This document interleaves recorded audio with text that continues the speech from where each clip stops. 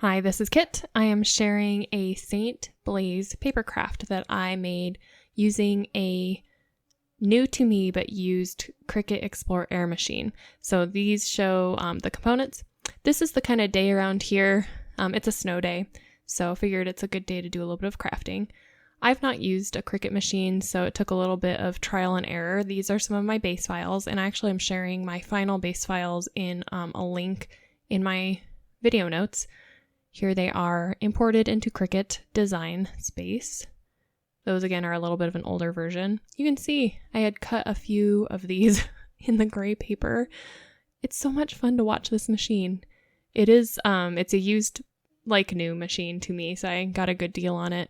But of course it's brand new for me to use something that cuts precisely. And oh my, what fun this is. So using, when you, actually on this gray sheet, if you use gray, you gotta be careful, mind the X. That's important, I think, for St. Blaise, if you do a little bit of research. With research, you'll understand all of the little symbols in this craft. So not many parts. You start, of course, with your red base and the gray piece. I chose, my colors for what I had available. Using some craft glue, you want to make sure that you glue the edges and kind of uniformly around. And then, of course, it's pretty obvious. You just place one on top of the other. So you start to get the base of the person with the soon-to-be X'd out throat and the flames. So you don't want to forget about that X. And when you take it off of your Cricut mat, you have to be really careful and really delicate to make sure that it doesn't get messed up. The technical phrase. The next thing to glue on is the little nice little frame. That's mostly so that you don't accidentally overlap your candles onto the edge.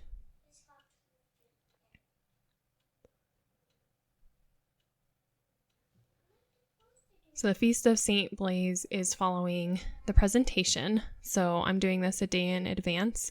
And my end goal, after I have this assembled, it's all ready to go. I'm going to have my kids write St. Blaise's name and then pray for us. And then we're going to talk about the actual symbols in use in this paper craft, because everything is meaningful for St. Blaise. Now, when you do the candles, you're going to want to place them first to make sure that you identify where they will need to be glued down. Otherwise, they're not going to be symmetrical. And I mean, if you have a Cricut machine, you probably find symmetry to be important and precision. I'm just guessing, making broad generalizations. So you can mark like just very, very delicately. You can't even see it on this video with the paper or with the pencil. And then when you go to glue on these little candles, you can get them so that they will be symmetrical on your paper and they will lay nicely, relative to the flames. Again, important with candles. And then relative to the head with the X'd throat. So I'm not going to explain again these symbols. Do your research. It's pretty cool.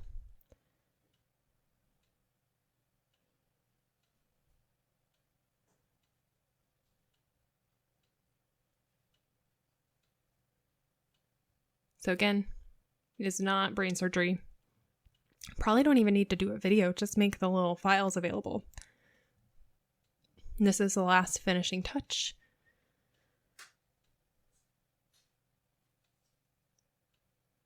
Yeah, I bought a used Cricut machine for a screaming deal. Although I have to say, I feel like if you are selling a used Cricut machine and the blade housing is missing, like you shouldn't tell people that it needs a new blade, because that's not entirely accurate. What it actually needs is a blade housing, and it's a little bit more expensive to get a new one of those.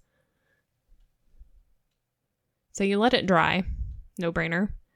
Don't mess with it until it's dry. Now it's dry. You can add a little hole punch. For my my mom's Catholic journal, we're kind of creating little ornaments. So we are ready for St. Blaise Day. Saint Blaise, pray for us. Cheers.